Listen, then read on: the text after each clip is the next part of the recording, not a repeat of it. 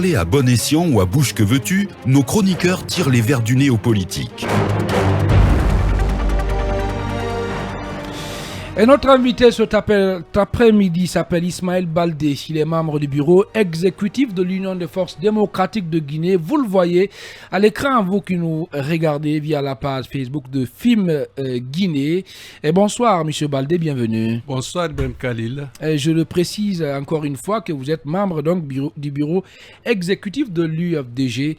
Et très rapidement, en guise d'introduction, cet après-midi, plutôt ce matin, Baouri, l'ex-vice-président de votre parti politique de l'UFDG, a apporté un soutien, entre guillemets, à Ousmane Gawal Diallo. Comment vous réagissez à cela? La politique guinéenne est vraiment paradoxale. Quand on oui. sait que c'est ce même Ousmane Diallo qui, il y a moins de 2 ans, n'est-ce pas, disait que si Baouri revenait à l'UFDG après sa suspension, qu'il allait démissionner. Ah oui? Oui, à l'abbé, il a dit et il a argumenté qu'on ne peut pas recevoir Baouri à l'UFDG alors qu'il y a eu un cas de mort au siège de l'UFDG lors de, n'est-ce pas, de la visite de Baouri. Et ensuite, Tiangel est en exil, etc., etc. Il a argumenté tout ça, que c'est impossible que lui soit à l'UFDG, qu'il revienne à l'UFDG. Aujourd'hui, si c'est lui qui le soutient, c'est aussi un paradoxe. Est-ce que la deux Oui, mais est-ce que pas c'est une pas menace pour l'UFDG? Est-ce qu'en ce moment, c'est pas Baouri qui est de bonne foi, parce que comme vous le dites,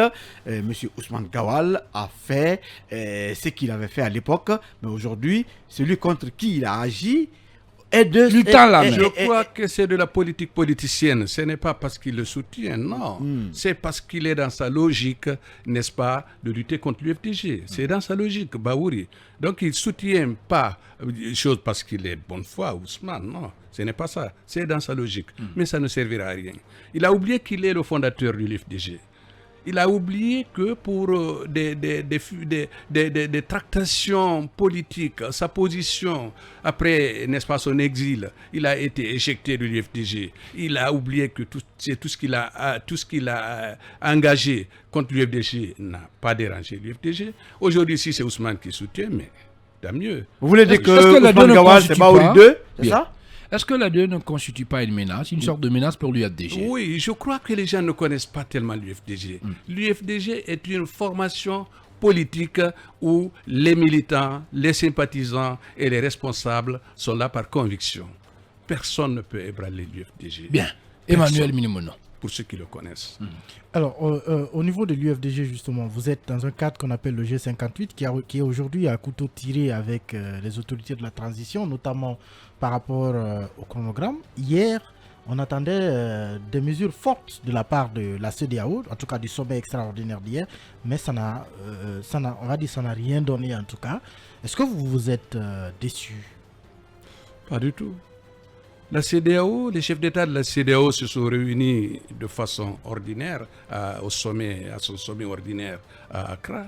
Ils ont examiné des rapports d'enquête, des rapports de démarche de certains responsables auxquels ils ont confié des tâches et ils ont jugé opportun, n'est-ce pas, de reporter au 3, c'est-à-dire un mois, jour pour jour, n'est-ce pas, les décisions à prendre. Tout cela, c'est une preuve de bonne foi de la CEDEAO parce que la CEDEAO souhaiterait, n'est-ce pas, que les chefs de junte de la Guinée, du Mali et de Burkina puissent réfléchir et prendre ses responsabilités.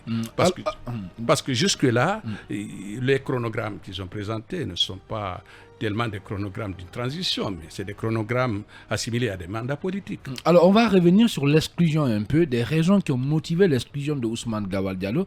Et certains estiment qu'en principe, on devait l'adresser, par exemple, un avertissement. Mais voilà, on est allé très vite, le mettre carrément à la porte du parti. Comment expliquer ça quelque part? Est-ce qu'on ne l'attendait pas au tournant? Puisque c'est le sentiment un peu des soutiens de Ousmane Gawal Diallo, hein? Écoutez, je crois que vous avez lu la décision 009 du 1er juin signée par le président du parti. Sur les 2 pages, pratiquement, il n'y a que 2 lignes qui indiquent, dans les articles, indiquent la suspension de Ousmane Gawal, n'est-ce pas? Et il a juste entériné la suspension de M. Ousmane Gawal. Les autres 2 pages, c'est de la pédagogie. Il a rappelé les articles 1. Les articles 10, 11 et 12, le devoir et l'obligation du militant et du responsable du parti. Ensuite, il a rappelé les articles du règlement intérieur 48, 49 et 50, n'est-ce pas? Ça, ce sont aussi des obligations. Qu'est-ce que Ousmane a commis comme crime pour qu'il soit exclu de l'UFDG, M. Baldé? C'est de ça il s'agit. Écoutez, comme vous... On pouvait juste l'avertir, Lincoln, n'est-ce pas? Attendez. Oui. Monsieur Ousmane Gawal a été un responsable vraiment qui a fait la fierté de l'UFDG. Il faut le reconnaître. Mais depuis qu'il est allé en prison, la prison, n'est-ce pas, est un lieu où il y a des défis élevés. C'est un lieu où comment on appelle ça, on apprend, n'est-ce pas, quel est effectivement l'intérieur ou la conception ou bien l'idéologie de la personne. Donc, quand il est allé en prison... La prison l'a métamorphosé. La prison a montré son vrai visage. C'est quoi son vrai visage? Très bien, puisqu'il y a des choses, on dit des choses dans les couloirs. Attendez, quand il est allé en prison, c'est seul ton ennemi qui peut t'envoyer en prison. Après la prison, c'est la mort. Justement, oui. Parce qu'on te prive de ta liberté. On te prive de ta dignité. Tu as parlé de visage d'Ousmane Gawal en prison. Exactement. Oui. Je rappelle, par exemple, Nelson Mandela a fait 27 ans de prison. Ça ne l'a pas fait changer de vision. Bah Mamadou a fait la prison. Est-ce que vous voulez dire Ousmane Gawal Diallo? Non, pendant la Avant prison... la prison et Ousmane Gawal Diallo après la prison? En prison, je ne sais pas. Je ne sais pas. En prison, n'est-ce pas? Qu'est-ce qu'il a fait changer? Mais il a changé définitivement depuis qu'il est rentré à la prison. La preuve. Pourtant, il est resté droit dans ses bottes. Ok, la preuve, allez-y. Attendez. La preuve, oui. Quand il est sorti de la prison, le président Cellou en personne est venu lui saluer, l'encourager. Les responsables du parti sont défilés là-bas pour le féliciter. Et tous les militants pendant des jours. Mais depuis qu'il est sorti, vous voyez dans la décision prise par le président du parti, depuis sa sortie, il n'a jamais mis pied au siège du parti. Il n'a assisté à aucune réunion, n'est-ce pas? Il n'a pas participé. C'est très dommage. D'accord, allez-y, Lincoln. Est-ce que le dernier audio qui a fuité dans la presse et sur les réseaux sociaux n'est pas la goutte d'eau qui a fait déborder le vase? Ça n'apparaît pas, mais on a comme l'impression que c'était le coup de sommation finalement final. Je crois que j'ai écouté le coordinateur de la communication de l'UFDG, Baba. Baba a dit que cet audio était déjà connu. Et beaucoup d'autres encore. Des SMS sont connus. Et des échanges qu'il avait avec certains responsables du parti. Les gens, ils le savaient. Mais le président Cellou a été très, très patient. Il a fait l'école du caméléon. Très patient. Les responsables du parti également. Donc, il s'est patienté, il a attendu. Mais quand, après sa sortie, il ne s'est pas intéressé aux instances du parti, il n'a assisté à aucune réunion. Quand il est sorti, il a été coopté par le CNRD, n'est-ce pas? Il n'a pas demandé l'avis du parti, il est allé.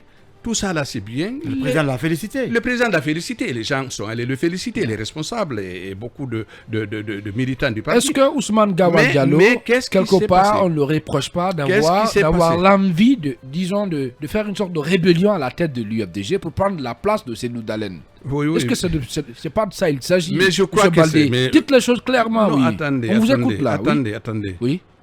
Ousmane Gawal, je vais continuer, laisse-moi finir, aller jusqu'au bout de mon raisonnement. Allez-y, oui. Quand il est sorti, donc, il ne s'est pas intéressé au parti. Deuxièmement, quand il fut nommé au gouvernement, il n'a pas informé au parti. Mais la goutte qui a débordé le vase, c'est qu'il s'est mis à s'attaquer, n'est-ce pas, aux décisions de l'UFDG.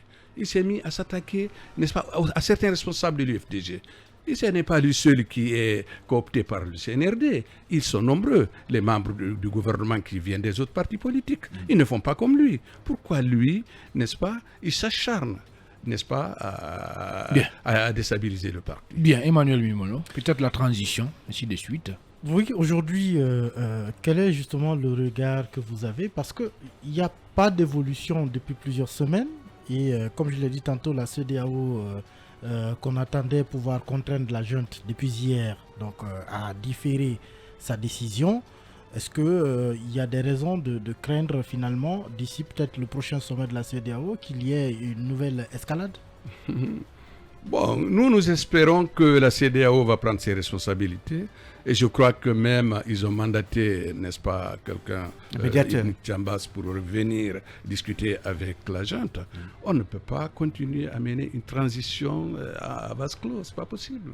La société civile, les partis politiques sont obligés d'être là pour participer, n'est-ce pas, à ce dialogue. Ce sont ces partis politiques, la société civile qui légitime la junte. Bien. La junte doit accepter ce dialogue. Bien. On ne peut pas faire évoluer une transition à vase clos. Bien. Alors, comment à CRIEF, l'UFDG, Seydou Dalein. on regarde désormais la CRIEF depuis la convocation adressée à votre leader?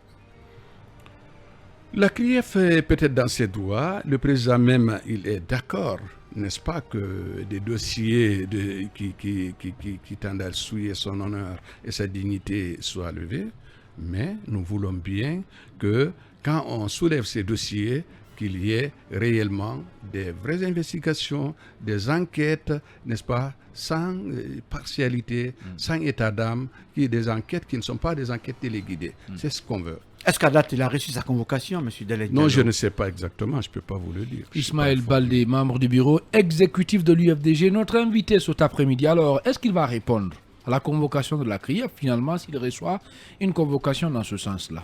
Une autre convocation, en bonne et due forme. C'est à sa seule discrétion.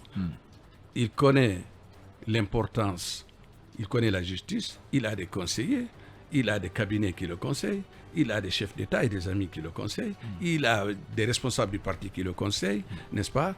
Il est seul habilité à prendre une décision. Et si cette décision doit être communiquée à la presse, c'est à lui de le faire. Alors, comment vous préparez les prochaines élections? Oui, aujourd'hui, nous d'abord, ce qui nous hante, l'UFDG, vous savez, on n'a pas assez de problèmes. À 2 mois du 5 septembre, on pouvait aller à des élections. Nous sommes convaincus que si les élections étaient libres et transparentes, on pouvait les gagner. Nous sommes convaincus. Nous sommes suffisamment bien organisés, très bien structurés et nous avons des militants qui sont disponibles. Actuellement, le combat que nous avons, c'est de définir un calendrier raisonnable.